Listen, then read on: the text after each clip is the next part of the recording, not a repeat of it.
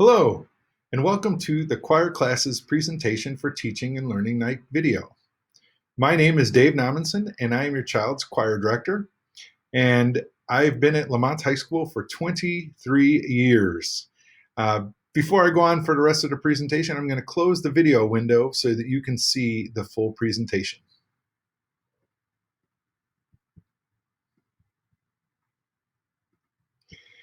Little bit of a background information on me. As I mentioned before, I've been here for 23 years, teaching band, choir, and doing everything from jazz band to concert band to marching band to choir to the spring musical. I love teaching music. It's a passion for me. I also included a picture of me and my family over there just to tell you a little bit about how I get it that with children in high school. I have a senior at Lockport, I have a junior at Lockport High School, and I have an eighth grader. All of them are involved with music in some way, whether they're in band or band and choir or outside groups with orchestra. And my wife is a beginning music teacher, so we're a musical family. So I get what you're going through at home on your side with the remote learning and trying to do all of this. It's a handful, and I thank you for all your support that you give to your child at home with this. Moving forward, a little bit about choir class and the purpose for what we're doing.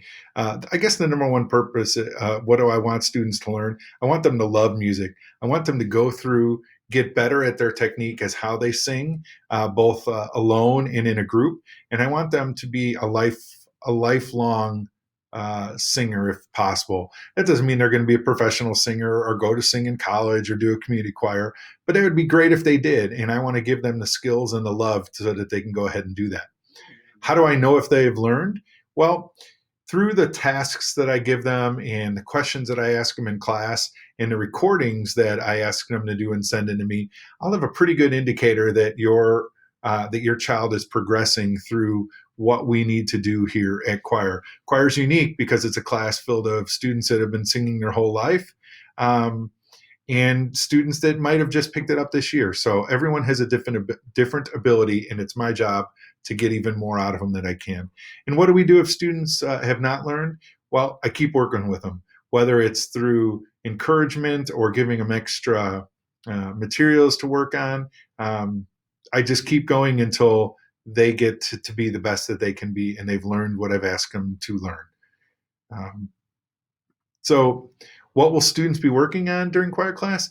Well, we're going to work on different styles of music, more lyrical pieces, more might be a different language piece. It might be a Latin piece. It might be swing music. It might be anything in between, pop music.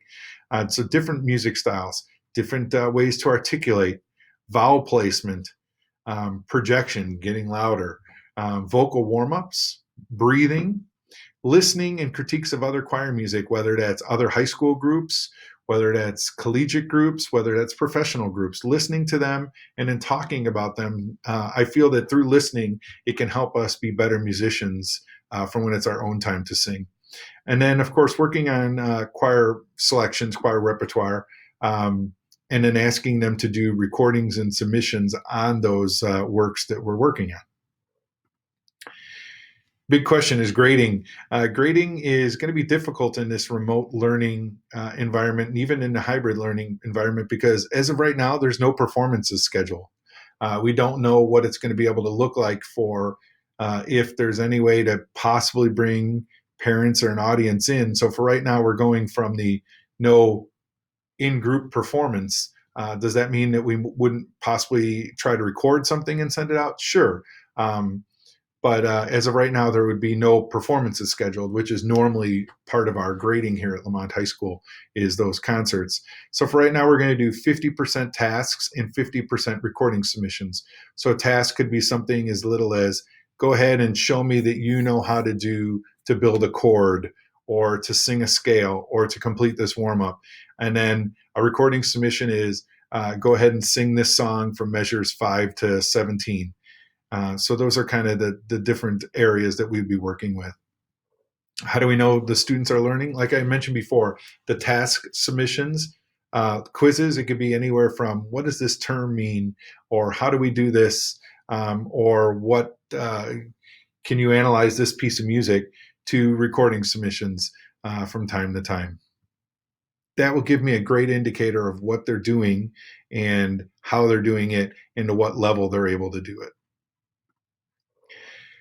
Ways that I will help to support the students. Number one, work one-on-one with any student if they ask for additional help. I'm here. I'm here from 1:30 to 2:30 every day. If a student wants help, all they have to do is ask. Update materials on Google Classroom page with different resources, how they can access things. Allow students to productively struggle with support. Now, that might be difficult for some people to kind of comprehend, but I want them to try to learn on their own first. It's easy when I sing something and they sing it back from me, kind of like a parrot, but I want them to try to look at it and see if they can figure it out. If they have to struggle a little, that's okay, because then they're learning what works and what doesn't work. But there comes a point where I'll always step in and help them out when I need to. Probe with thought-provoking questions. Ask them, why do you think this is? How do you think this could be better? Is what needs to be improved upon? And then provide students with appropriate feedback when necessary. That's through the recordings and other tasks that I submit. Ways parents can support the students. Number one, provide a space for your child to attend the meet and be able to sing. A lot of times that's tough for parents. They might have another sibling that's sleeping or doing something at home. But if you can help them to find someplace, that's great. Encourage your child to ask for help if they're struggling. A lot of times I hear, yeah, they were just afraid to ask you. Please, as parents, encourage them to reach out to us. I hope I'm a nice, friendly face that they can ask for help. This third one's kind of difficult. Don't comment on your child singing unless your child asks for it. What I mean by that is I'm guilty of it at home as well. My kids are at home doing their choir work or their band work, and they hit some struggling points. They come down for dinner, and I go, "Whoa, what was that? What happened up there? You seem to be really struggling."